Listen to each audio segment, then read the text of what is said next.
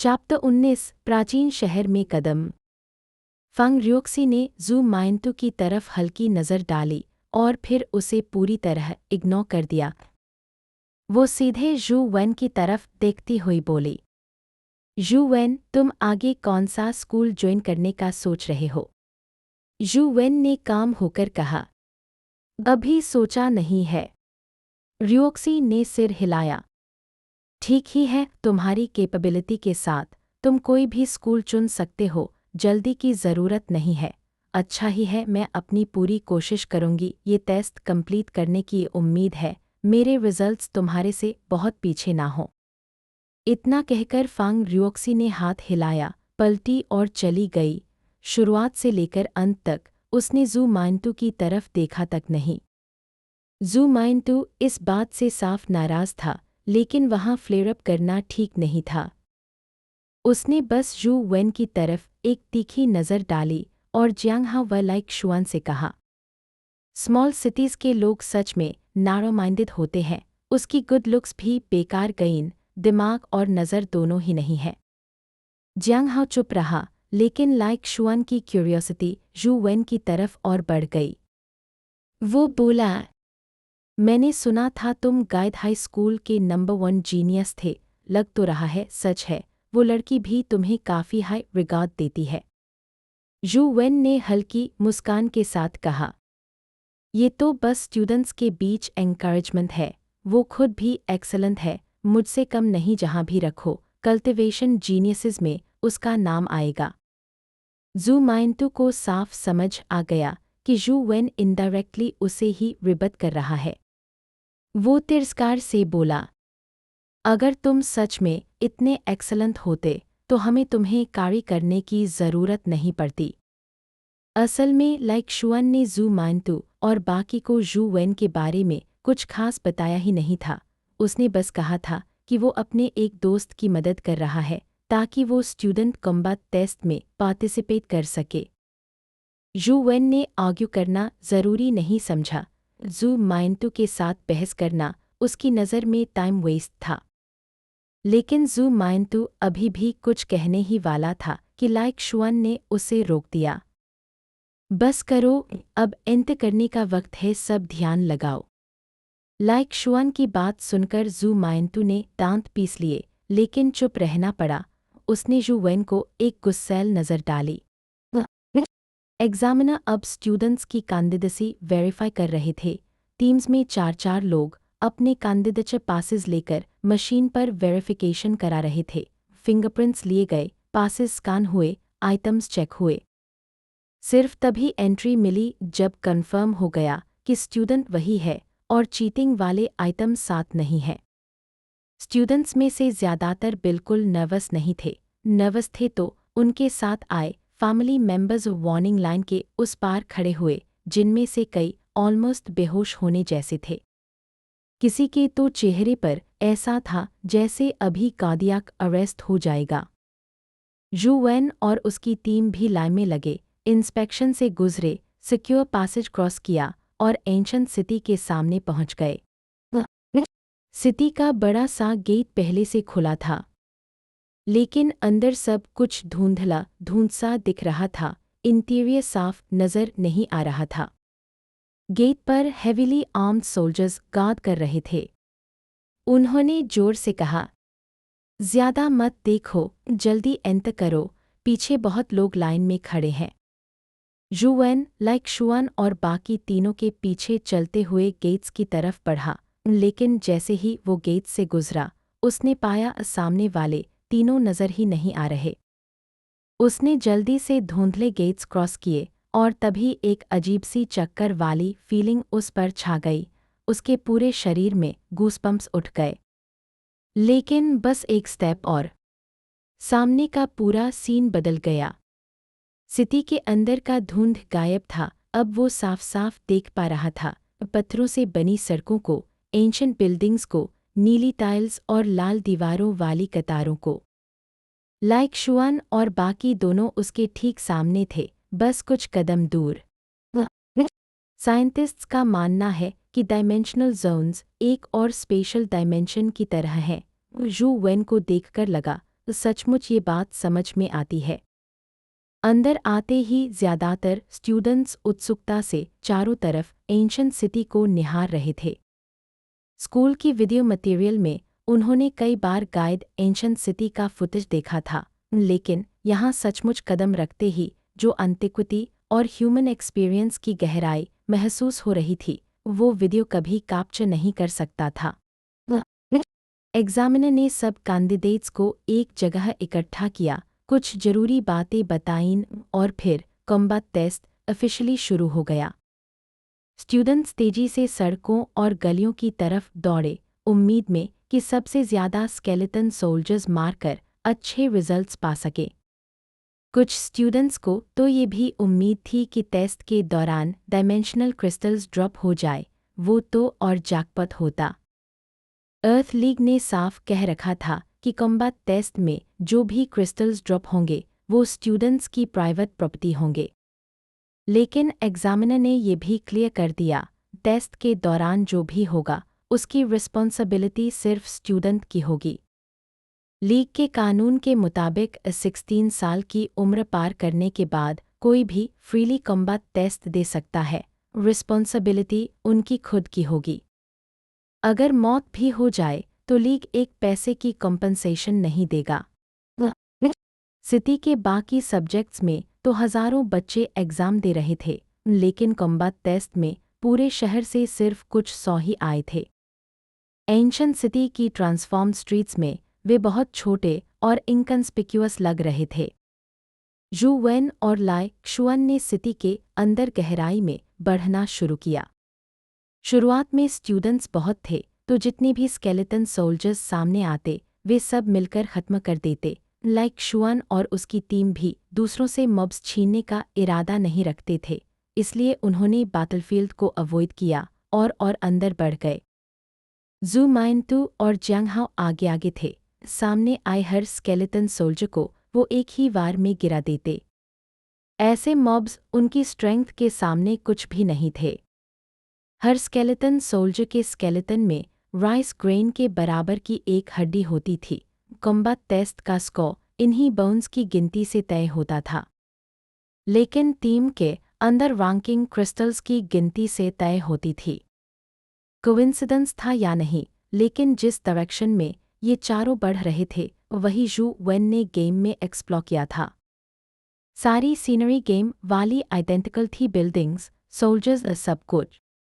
जू वेन के मन में ख्याल आया, क्या हमें वहाँ वो स्केलेटन हॉर्स वाला जनरल भी मिलेगा? लेकिन तुरंत उसने सोचा नहीं, वो तो टेस्ट की बाउंड्री से बाहर था, शायद लाइक शुआन और बाकी इतनी रिस्क नहीं लेंगे। लेकिन चीज़ें उसके अनुमान से अलग निकलीं। जू माइंटू और बाकी बिना रुके आगे बढ़ते गए और सीधा टेस्ट बाउंड्री क्रॉस कर गए। जू वेन ने लाइक शुआन से कहा, लाइक शुआन, हम ऑलरेडी टेस्ट बाउंड्री से बाहर निकल गए हैं, क्या हमें वापस नहीं जाना चाहिए? लाइक शुआन कुछ कहता उससे पहले जू माइंटू कंटेम्प्ट से बोला, टेस्ट एरिया तो बहुत छोटा है, स्केलेटन सोल्जर्स की संख्या भी लिमिटेड है, सब भी मार दें तो क्या मिलेगा? अगर डरते हो तो यहीं रुको, हमें फॉलो करने की ज़रूरत नहीं। लाइक शुआन ने मुस्कुराकर कहा, डोंट वरी, हमारे पास गाइड एंशिएंट सिटी की कंप्लीट जानकारी है। अगले 10-15 किलोमीटर तक सिर्फ स्केलेटन सोल्जर्स ही मिलेंगे, कोई लेजेंडरी स्टेज क्रीचर नहीं। टेस्ट का एरिया इंटेंशनली कंजर्वेटिव रखा गया है ताकि स्टूडेंट्स को एक्सीडेंट ना हो। और माइंटू सही कह रहा है, इतने लिमिटेड सोल्जर्स में हाई स्कोर मिलना नामुमकिन है और आगे बढ़ना ऑलमोस्ट ज़रूरी है। अध्याय 20 मनाने की कोशिश। जैसे ही उसने तीनों के चेहरे देखे, झो वेन समझ गया कि उसकी मनाने की कोशिश बिल्कुल बेकार थी। उसके मन में यह भी आया कि वह यहीं रुक जाए और आगे जाने की जिम्मेदारी उन पर छोड़ दे, लेकिन अगर वे सच में भीतर जाकर मारे गए तो उसका परीक्षा परिणाम बुरी तरह प्रभावित हो सकता था, यहाँ तक कि उसे शीर्ष विद्यालयों की उम्मीदवार सूची से हटा भी दिया जा सकता था। इसके अलावा उसे यू च्योबाई ने सिफारिश करके भेजा था, इसलिए उस पर यह जिम्मेदारी थी कि वह ली शुआन को अच्छे अंक दिलाने में मदद करे। हालांकि ली शुआन खुद इस बारे में नहीं सोच रहा था, पर झो वेन नहीं चाहता था कि वह अपनी मौत के मुंह में जाए। इससे सीधे सीधे यू च्योबाई की प्रतिष्ठा पर असर पड़ता और बहुत संभावना थी कि ली परिवार इसका दोष उसी पर डाल देता। उम्मीद है ये लोग बहुत गहराई तक नहीं जाएंगे। जब तक कंकाल जनरल वाले इलाके तक नहीं पहुंचते तब तक कोई बड़ी समस्या नहीं होगी। झो वेन ने मन ही मन सोचा और बिना कुछ कहे चुपचाप उनके साथ चलता रहा। उसकी खामोशी देखकर शु मियांतु ने सोचा कि झो वेन अकेले रहने से डर रहा है। उसने तिरस्कार से कहा, जब कोई बोझ बनता है तो उसे अपनी औकात समझनी चाहिए। बस चुपचाप हमारे पीछे आओ और बकवास मत करो। झो वेन को उसमें कोई दिलचस्पी नहीं थी, उसके पास समय भी नहीं था। उसने चुपचाप अपना फ़ोन निकाला, एक बूंद खून टपकाया और प्राचीन शाही नगर एंशिएंट इंपीरियल सिटी का गेम डंगॉन खोल लिया। उसका इरादा था आगे जाकर कंकाल जनरल की ताकत परखने का। अगर मारने का तरीका मिल गया तो अच्छा, वरना कम से कम यह पता तो लग जाएगा कि उसके सामने अपनी जान कैसे बचानी है। वैसे भी सामने से आ रहे सारे कंकाल सैनिकों को शु मियांतु और जियांग हाओ ही मार रहे थे। झो वेन को कुछ करने की ज़रूरत ही नहीं थी। खतरा नाममात्र भी नहीं था। अगर कोई कंकाल सैनिक उसके सामने आता भी तो अब वह आराम से उसे हरा सकता था। झो वेन धीरे धीरे पीछे चलता रहा। उसे यह डर नहीं था कि वे लोग उसकी स्क्रीन देख लेंगे। वैसे भी गेम का इंटरफेस कार्टून जैसा था, असली दुनिया से बिल्कुल अलग। कोई सामान्य व्यक्ति उसे वास्तविकता से जोड़ ही नहीं सकता था। ली शुआन को भी कुछ करने को नहीं था। उसने देखा कि झो वेन ऐसे माहौल में भी गेम खेल रहा है तो मुस्कुराते हुए बोला, तुम तो वाकई गेम के दीवाने हो, यहाँ भी खेलने लगे। झो वेन ने नज़रें स्क्रीन से हटाए बिना उत्तर दिया, मुझे करने को और कुछ है भी नहीं तो बस वक्त काटने को गेम खेल रहा हूँ। उसकी उंगलियां तेजी से स्क्रीन पर चल रही थीं। रक्तरंगा अवतार म्यूटेटेड विगर एंच पर सवार होकर तेजी से रास्ता बना रहा था। साधारण कंकाल सैनिक उसका रास्ता रोक ही नहीं पा रहे थे। टक्कर लगते ही उनके शरीर बिखर जाते और उनकी गति चींटी से कहीं धीमी थी। झो वेन उन्हें मारने की परवाह नहीं करता। उसे तो बस जल्दी से जल्दी उस जगह पहुंचना था जहां कंकाल जनरल घोड़े पर सवार उसका इंतजार करता था। ली शुआन ने हंसते हुए कहा, ठीक है, मैं भी गेम खेलता हूँ। उसने भी अपना फ़ोन निकाला और स्क्रीन पर टैप करने लगा। ली शुआन का गेम तो अनदेखा किया जा सकता था, पर झो वेन का गेम देखकर शु मियांतु भड़क उठा। ये क्या बकवास है? यही है गाइड हाई स्कूल का नंबर 1 जीनियस। लगता है बस गेम का कीड़ा है। वह बड़बड़ाते हुए बेहद नाराज था। हालांकि शु मियांतु और जियांग हाओ काफ़ी शक्तिशाली थे, लेकिन वे भी तो इंसान ही थे। थकान और चोट का शिकार हो सकते थे। इसलिए जब भी बड़ी संख्या में कंकाल सैनिक आते, उन्हें बेहद सावधानी बरतनी पड़ती। इससे उनकी गति धीमी हो जाती। दूसरी ओर झो वेन गेम में लगातार आगे बढ़ रहा था। उसकी रफ्तार असली जिंदगी से कहीं तेज थी। सिर्फ आधे घंटे में ही वह उस जगह पहुंच गया जहां घोड़े पर सवार कंकाल जनरल उसका सामना करता था। पिछली बार की तरह उसने अवतार को देखते ही तेजी से धावा बोला। उसकी गति इतनी खतरनाक थी कि झो वेन और उसकी चींटी बिल्कुल उसकी बराबरी नहीं कर सकते थे। इस बार झो वेन पूरी तरह सजग था। वह उसकी भाले जैसी भयानक चाल का तोड़ सोच रहा था। लेकिन जैसे ही उसने भाले की चमक देखी, वह बच ही नहीं पाया। उसके पास हाथ उठाकर वार रोकने का मौका भी नहीं था कि भाले ने उसके सीने को भेद डाला। बहुत तेज, यह हमला निश्चित ही कोई प्राइमॉर्डियल एनर्जी स्किल है। झो वेन अब पक्का जान गया कि यह सामान्य हमला नहीं था, वरना वह प्रतिक्रिया देने से पहले ही न मरता। तो यह गति प्रकार की प्राइमॉर्डियल एनर्जी स्किल है। यह तो सिल्वर विंग्ड फ्लाइंग एंट से भी खतरनाक है। हालांकि उस एंट ने कभी प्राइमॉर्डियल एनर्जी स्किल का इस्तेमाल नहीं किया था। सोचते सोचते झो वेन ने दोबारा अपने रक्तरंगे अवतार को पुनर्जीवित किया और चींटी पर सवार होकर शहर की गहराई की ओर दौड़ा।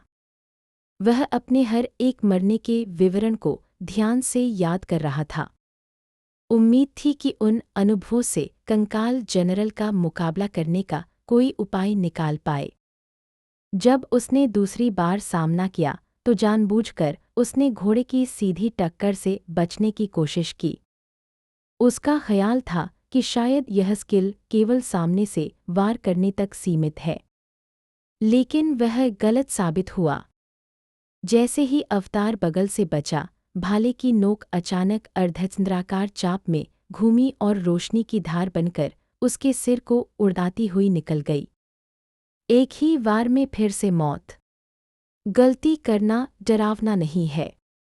डरावना यह है कि गलती सुधारने का मौका ही न मिले। लेकिन रहस्यमयी फोन ने झो वेन को यह अवसर दिया था। इसलिए उसने फिर से एक बूंद खून टपकाया।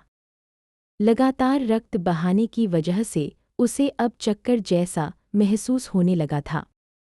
उसके सिर में हल्का दर्द था। मुझे खून की भरपाई करने का कोई उपाय ढूंढना होगा, वरना सच में एनीमिया से मर जाऊंगा। पहली कोशिश असफल रही थी। अब वह दूसरी रणनीति पर जाने की सोच रहा था। खुशकिस्मती से ये सब प्रयोग वह केवल गेम में कर रहा था। अगर यह सब असलियत में होता तो कभी अपनी जान पर दांव न लगाता। जिंदगी एक ही है, उसे खेल नहीं सकते। इसी बीच शू मियांतो और बाकी साथी भी आगे बढ़ते जा रहे थे। इस आयामिक क्षेत्र में जीवों की संख्या लगभग अनंत थी, क्योंकि यह क्षेत्र आयामिक दरारों से जुड़ा था। भले ही वे सभी को मार डालें, कुछ ही समय बाद नए जीव फिर प्रकट हो जाते। लेकिन ये दरारें स्थिर नहीं थीं। इसलिए जब वे एक इलाके को साफ कर लेते तो कुछ देर तक कोई कंकाल सैनिक दोबारा नहीं आता। इससे उनकी बढ़त काफ़ी तेज बनी रही। कंकाल सैनिकों से क्रिस्टल मिलना बेहद दुर्लभ था। हर 200-300 सैनिकों में से सिर्फ एक बार कोई स्ट्रेंथ क्रिस्टल निकलता। दुर्भाग्य से यह गेम नहीं था, इसलिए वे लोग बस मोटे तौर पर अंदाज़ा लगा सकते थे, पर उसकी असली वैल्यू नहीं जानते थे। वह स्ट्रेंथ क्रिस्टल स्वाभाविक रूप से ली शुआन का हुआ। असल में उसके पास एक भी आ गया तो वह टीम में पहला स्थान पा जाता। तभी झो वेन ने महसूस किया कि वे लोग बहुत आगे आ चुके हैं, यहाँ तक कि वे अब कंकाल जनरल के इलाके के करीब थे। उसने फिर से ली शुआन से कहा, हम पहले ही पर्याप्त कंकाल सैनिक मार चुके हैं। हम परीक्षा क्षेत्र से बहुत दूर आ गए हैं। कृपया अब और आगे न बढ़ें। कम से कम हमें समय रहते वापस लौटना चाहिए। अध्याय 21 अनएक्सपेक्टेड डेवलपमेंट। ली शुआन ने कुछ कहने ही वाला था कि शू मियांतो बोल पड़ा। अभी तो जल्दी है और हमारे पास जो बोन बीड्स हैं वो फर्स्ट प्लेस की गारंटी नहीं देते। नेचुरली हमें आगे बढ़ना ही पड़ेगा। जियांग हाओ ने भी मैप देखा और कहा, मैप के हिसाब से ये एरिया अभी सेफ जोन में है। हम अगले 10 किलोमीटर तक बिना ज़्यादा डेंजर के प्रोसीड कर सकते हैं। ली शुआन ने अपने फ़ोन पर मैप खोला और देखकर नोटिस किया। इन्फॉर्मेशन के हिसाब से पास पड़ोस में कोई लेजेंडरी स्टेज क्रीचर नहीं है। थोड़ी आगे बढ़ना ठीक रहेगा। हमें जितने बोन बीड्स चाहिए उन्हें कलेक्ट करना ही पड़ेगा अगर हम गाइड सिटी में रियल विनर्स बनना चाहते हैं, अदरवाइज रिस्क लेना पड़ेगा। झो वेन जानता था कि उसे लाइक शुआन और टीम को रोकना है। अगर कोई भी स्केलेटन जनरल से एनकाउंटर में मर गया तो उसके रिजल्ट्स पर बड़ा असर पड़ता। हालांकि झो वेन का कोई प्लान हाई सोसाइटी में जाने का नहीं था, लेकिन वह अच्छे यूनिवर्सिटी में एनरोल होना चाहता था। अगर चारों में से कोई भी मर गया तो टॉप रिप्यूटेड यूनिवर्सिटी में एडमिशन का चांस बहुत कम हो जाता। बाकी सब्जेक्ट्स में चाहे वह कितना भी अच्छा करे, फर्स्ट रेट यूनिवर्सिटी ही मिलती। ये झो वेन के लिए एक्सेप्टेबल नहीं था। लाइक शुआन, क्या तुम सिक्स्थ सेंस में बिलीव करते हो? झो वेन थोड़ी देर सोचकर बोला। क्या मतलब? ली शुआन ने डायरेक्ट रिप्लाई नहीं किया, बस क्यूरियस होकर पूछा। मुझे लगता है मेरी सिक्स्थ सेंस ज़्यादातर लोगों से बेहतर है। जब मैं छोटा था तो डेंजर एनकाउंटर होने से पहले मुझे वेग फीलिंग होती थी, वो फीलिंग बहुत अनकंफर्टेबल होती थी। ऑल्दो मैं 100% श्योर नहीं हूँ कि ये डेंजर का प्रेमोनिशन है, लेकिन यूजुअली ट्रबल तुरंत एनकाउंटर करता था। झो वेन ने आगे कहा। और अभी मुझे ऐसी ही बहुत अनकंफर्टेबल फीलिंग हुई। बस एडमिट कर लो कि डर गया, क्यों सिक्स्थ सेंस को एक्सक्यूज बनाते हो? शू मियांतो ने तिरस्कार से कहा। ली शुआन ने झो वेन को एक बार देखा, फिर अपनी नज़र जियांग हाओ पर डाली। जियांग हाओ ने सोचा और बोला, हमारे पास अभी जितने बोन बीड्स हैं वो फर्स्ट प्लेस की गारंटी नहीं देते। अगर हम अभी वापस जाए तो शायद थोड़ा इनअप्रोप्रिएट लगे। क्लियरली जियांग हाओ आगे बढ़ने के सपोर्टिव थे। ली शुआन कुछ कन्विंस हुआ सा दिखा। झो वेन ने जल्दी से कहा, like Xuan, please trust me. Although ये फीलिंग हमेशा डेंजर से पहले नहीं आती, लेकिन जब ये आती है तो बड़ा ट्रबल गारंटीड होता है। अगर मैं सिर्फ कावद होता तो एंट्रेंस पर वेट करता और आप लोगों का इंतज़ार करता।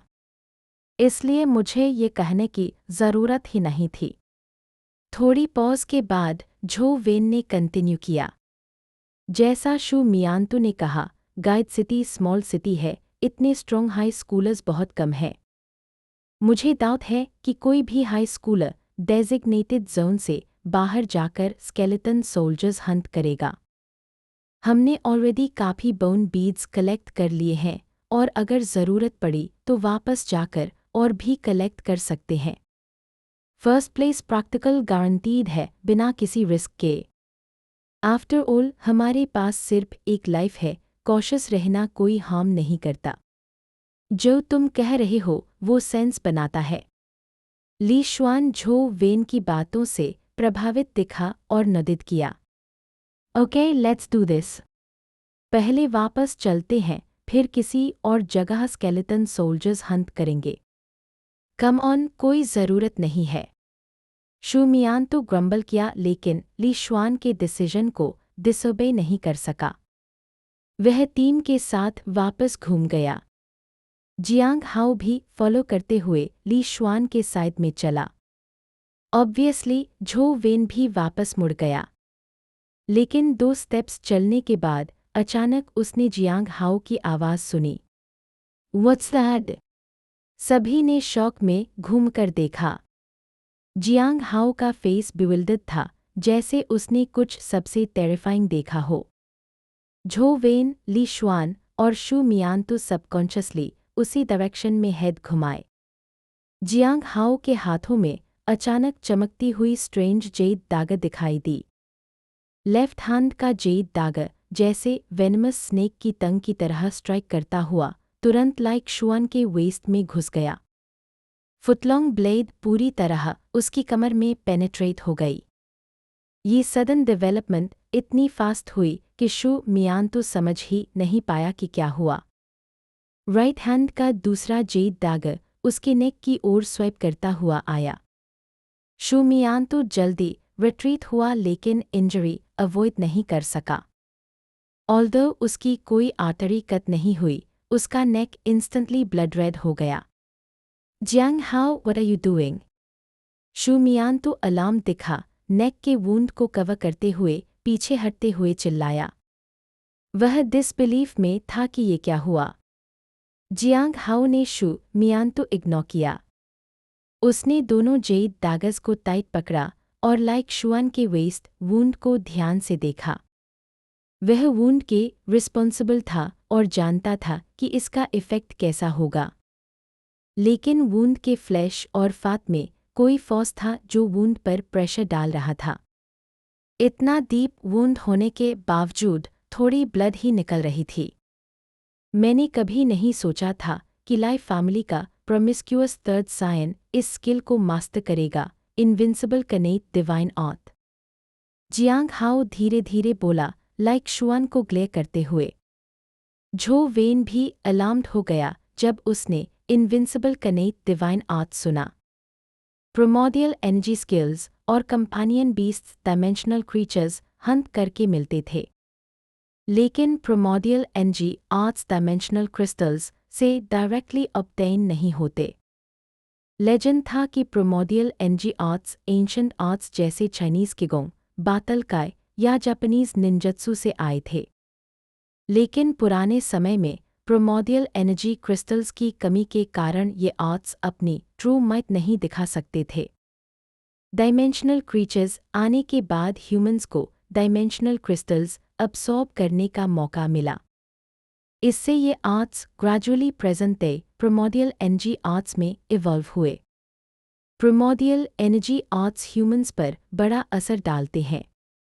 क्रिस्टल्स अब्सॉर्ब करके ह्यूमंस स्ट्रॉन्ग और इवॉल्व होते हैं, लेकिन स्टेज ब्रेक थ्रू के लिए ये इनफ नहीं थे। स्टेज ब्रेक थ्रू के लिए प्रोमोडियल एनर्जी आर्ट्स की पावर जरूरी थी।